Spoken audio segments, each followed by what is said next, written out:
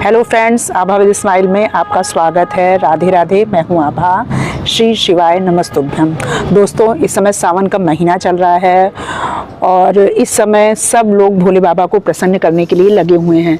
दोस्तों, लोग ये पूछते हैं कि सावन का महीना क्यों मनाया जाता है, ऐसा क्या खास होता है कि इस महीने में शिव जी को प्रसन्न किया जाता है।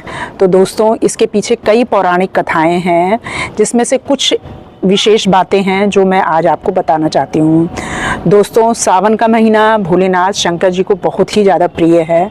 वो क्यों प्रिय है, उसके पीछे 3-4 वजह हैं। सबसे पहला है कि इस महीने में माता पार्वती जी ने शिव जी की कठोर आराधना की थी और उनको प्रसन्न किया था पति के रूप में पाने के लिए।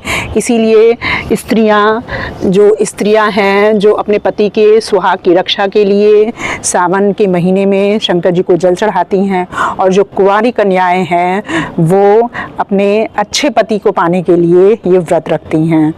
तो दोस्तों, पहला कारण तो ये है कि पार्वती जी ने शंकर जी को कठोर तपस्या से इसी महीने में प्रसन्न किया था और उनको पति के रूप में प्राप्त करने के लिए कठोर आराधना की थी, और शिव जी ने उनको प्रसन्न होकर वर दिया था कि मैं तुम्हें पति के रूप में प्राप्त होऊंगा।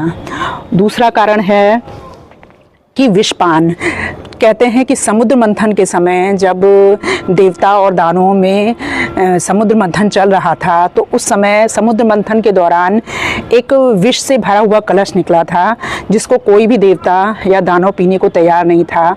तो कहते हैं शिव जी ने इसी सावन के महीने पे वो विष अपने कंठ में उतार लिया था और उसको कंठ से नीचे नहीं जाने दिया है, तो इसीलिए उनको शायद नीलकंठ कहा जाता है।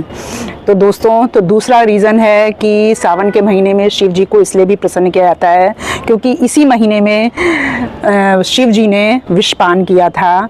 और तीसरा कारण है चातुर्य मास।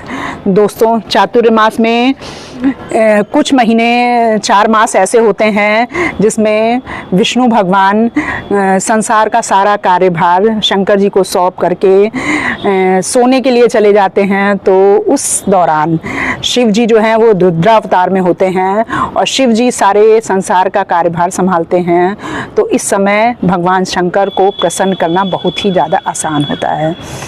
और 3 कारण हमने आपको बता चुके हैं, और चौथा कारण है कि चौथा कारण ये होता है, कहते हैं कि भगवान शंकर इस समय अपने ससुराल पृथ्वीलोक पर आते हैं और जहाँ उनका भव्य और जोरदार स्वागत होता है वो वहीं पे प्रसन्न हो जाते हैं और खूब ढेर सारा आशीर्वाद देते हैं।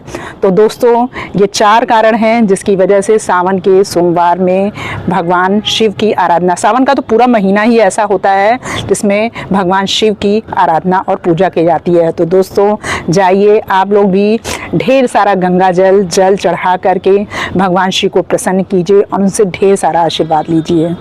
तो इसी के साथ मेरा ये ब्लॉग ख़त्म होता है और नेक्स्ट ब्लॉग में आपसे मिलेंगे।